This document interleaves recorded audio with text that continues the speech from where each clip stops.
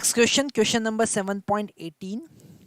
Okay, question में given है a solid sphere roll down to different incline plane, okay, of same height but different angle of inclination. दोनों का height same है, angle of inclination अलग अलग है. First हमको फाइंड करना है will it reach the bottom with the same speed in each case. क्या दोनों में वो सेम स्पीड से नीचे जाएगी? ओके. और दूसरा बी पार्ट हमको सॉल्व करना है will it take longer to roll down one plane than other. फिर टाइम के बारे में उसने पूछा है कि एक को ज़्यादा टाइम लगेगा क्या. ओके, तो अगर ऐसा है तो किसको ज़्यादा टाइम लगेगा और क्यों, ये बताना है. सी पार्ट वही है, if so which one and why. कौन ज़्यादा टाइम लेगा और क्यों लेगा. तो हम यहाँ पर सबसे पहले दो अलग अलग इंक्लाइन प्लेन देख लेते हैं, है ना. या पहले एक ही इंक्लाइन प्लेन देखते हैं और थीटा पे क्या डिपेंड कर रहा है वो जरा चेक कर लेते हैं. तो हमारे पास में इंक्लाइन प्लेन है थीटा और स्फीयर यहाँ से रोल कर रहा है. तो हम यहाँ पर एनर्जी कंजर्वेशन का यूज़ करेंगे. Initial velocity u equal to जी 0 और हाइट जो है वो है h. हाइट कितना है h. हम यहाँ पर यूज़ करेंगे कंजर्वेशन ऑफ एनर्जी. क्या यूज़ करेंगे? Conservation of energy. Energy conservation का कॉन्सेप्ट यूज़ करेंगे. हम लिखेंगे यहाँ पर, हम लिखेंगे initial potential energy plus initial kinetic energy for translatory motions. तो यहाँ पर के T initial, this T is indicating for translative motion, plus initial kinetic energy for rotational motion. This Kr is indicating the kinetic energy for rotational motion, same as it is final. So final potential energy plus final translatory kinetic energy plus final rotational kinetic energy. Okay, तो यहाँ पर initial potential energy कितना था? mgh, है ना. h height पर initial potential energy कितना था? mgh plus initial translatory kinetic, move कर रही थी क्या बॉडी? नहीं, तो काइनेटिक एनर्जी जीरो, दोनों काइनेटिक एनर्जी जीरो होगा, is equal to final potential energy. यहाँ पर आने के बाद, यहाँ पर आने के बाद जो वेलोसिटी है v, तो पोटेंशियल एनर्जी तो ग्राउंड पे ज़ीरो हो जाएगी. और अगर हम ट्रांसलेटरी काइनेटिक एनर्जी की बात करें तो वो होगा half m we square plus rotational की बात करें तो 1/2 आई ओमेगा स्क्वायर, है ना. पर हमको एक बात यहाँ पर ध्यान से समझना है. वो बात ये है कि ये जो ओमेगा होता है it can return as v/r for pure rolling. अगर हम पेयर रोलिंग की बात करेंगे, क्योंकि यहाँ पर ऐसा गिवन है रोल डाउन, है ना, तो हम मान के चलेंगे कि पेयर रोलिंग है, स्लिपिंग नहीं है ना. तो हम यहाँ पर ओमेगा का वैल्यू पुट कर सकते हैं. तो हमारे पास में आएगा mgh equal to 1/2 M we square plus half I का वैल्यू, यहाँ पर सॉलिड स्फीयर है तो सॉलिड स्फीयर के लिए आई का वैल्यू होता है 2/5 एम आर स्क्वायर, है ना. तो हम ये लिखेंगे into 2/5 M R square into omega का वैल्यू क्या लिखेंगे? ओमेगा का वैल्यू v/r और उसका होल स्क्वायर. ठीक है, तो ये m m m यहाँ से कैंसिल हो गया, है ना.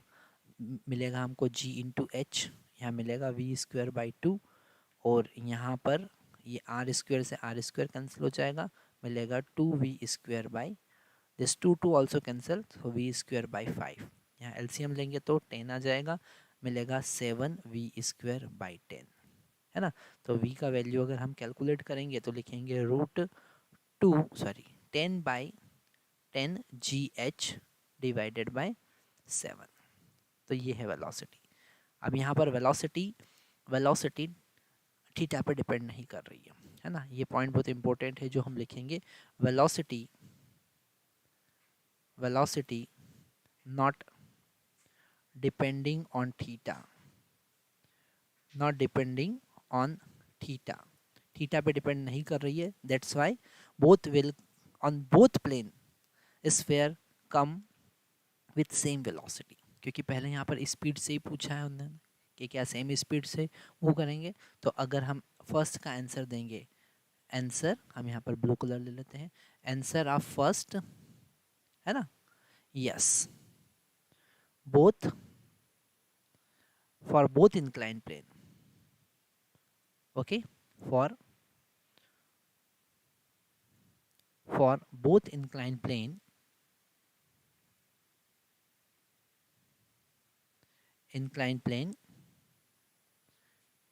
sphere come with same velocity, same velocity, एक ही वेलोसिटी से आएंगे, है ना। अगर हम बी पार्ट देखें, आप बी पार्ट देखते हैं, बोल रहा है कि कौन, तो सेकेंड पार्ट हम सॉल्व कर रहे हैं। यहाँ पर सबसे पहले हम दोनों के लिए टाइम फाइंड कर लेते हैं, है ना। किसी भी एक के लिए टाइम फाइंड कर लेते हैं, फिर थीटा के रिस्पेक्ट में कंपैरिजन कर लेंगे। तो यहाँ पर हमारे पास एंगल ऑफ इंक्लिनेशन थीटा है, और वो बॉडी ऐसा एल डिस्टेंस नीचे चल रही है, तो उसका सबसे पहले हमको एक्सेलरेशन फाइंड करना पड़ेगा। क्या फाइंड करना पड़ेगा? उसका एक्सेलरेशन कितना होगा, ए कितना होगा उसके लेंथ के अलोंग, है ना। This A is the acceleration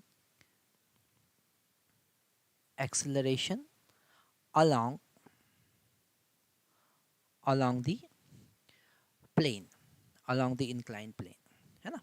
तो एक्सेलरेशन का value a equal to g sine theta divided by, अभी हम डायरेक्टली सॉल्व कर रहे हैं, क्योंकि अगर हम यहाँ पर इसका डेरिवेशन देखने लगेंगे तो लेक्चर फिर काफ़ी लेंदी हो जाएगा। तो इसलिए आप डेरिवेशन हम बाद में आपको दूसरा लेक्चर प्रोवाइड करेंगे जिसमें एक्सेलरेशन गिवन होगा, हम उसको डिराइव करेंगे कैसे। Acceleration a is equal to g sine theta 1 plus k square by r square होता है, ओके। तो और यहाँ पर अगर हम सॉलिड स्फीयर की बात करें, फॉर सॉलिड स्फीयर, अगर हम सॉलिड स्फीयर की बात करें तो उसका के रेडियस ऑफ गायरेशन, के यहाँ पर क्या है, के का मतलब रेडियस ऑफ गायरेशन, और के जो होगा वो होगा रूट रूट रूट 2/5 आर, क्या होगा, रूट 2/5 आर। तो जब हम यहाँ पर वैल्यू पुट करेंगे, दिस के is the radius of gyration, के क्या है यहाँ पर, radius of gyration, radius of gyration, okay. तो जब इसका वैल्यू यहाँ पे पुट करेंगे, मतलब के स्क्वायर का वैल्यू हमको पुट करना है 2r/5, ओके। तो यहाँ पर जब हम फाइंड करेंगे तो एक्सेलरेशन हमको मिला g sine theta divided by 1 plus 2r square, this is r square by 5r square. So this r square will cancel out, this 5 will go in numerator, so 5g sin theta divided by 5g sin theta divided by it will become 7, okay। ये LCM लेके हमने solve कर लिया। अब यहाँ पर initial velocity u equal to 0 था, हम लगाएंगे s is equal to u t plus half a t square, okay. s का वैल्यू हम कितना लेके चल रहे हैं, s का वैल्यू इस इंक्लाइन प्लेन का लेंथ, यहाँ से यहाँ तक का इसका लेंथ जो कि हम l मान रहे हैं, तो this l equal to 0 plus half a का वैल्यू कितना है 5g sine theta, okay, divided by 7 into t square. तो यहाँ से हम t का वैल्यू फाइंड करेंगे, ओके। t का वैल्यू फाइंड करेंगे तो t इक्वल टू कितना आएगा, यहाँ पे टी स्क्वायर इक्वल टू होगा हमारे पास में 7l, it will become 14, so 14l divided by 5g sine theta, okay. तो t is equal to root 14l divided by 5g sine theta, और l का वैल्यू गिवन नहीं है, यहाँ पर h दोनों का इक्वल दे रखा है, this h is equal for both. तो अगर हम यहाँ पर साइन थीटा लगाएंगे, साइन थीटा तो लिखेंगे h/l, तो l का वैल्यू हम लिखेंगे l h/साइन थीटा, क्या लिखेंगे h/साइन थीटा, यहाँ पर पुट कर देते हैं। So this t will become now 14 h/साइन theta divided by 5g sin theta. Okay, so this t will be root 14h divided by 5g sin square theta. Okay, so this 5 को अगर हम यहाँ पर सॉरी साइन थीटा को हम common ले लेंगे, so 1 by sine theta root 14h divided by 5g. तो यहाँ से हमको क्लियरली समझ में आ रहा है कि t is inversely proportional to sine theta. Okay, तो जिसका थीटा ज़्यादा होगा उसका साइन थीटा ज़्यादा होगा, और जिसका साइन थीटा ज़्यादा होगा उसका टाइम कम होगा. ओके, तो जिसका एंगल ऑफ इंक्लिनेशन ज़्यादा है उसके लिए टाइम कम मिलेगा. ये कॉन्सेप्ट है. क्या कॉन्सेप्ट है? For lower angle of inclination, for lower angle of inclination higher the time.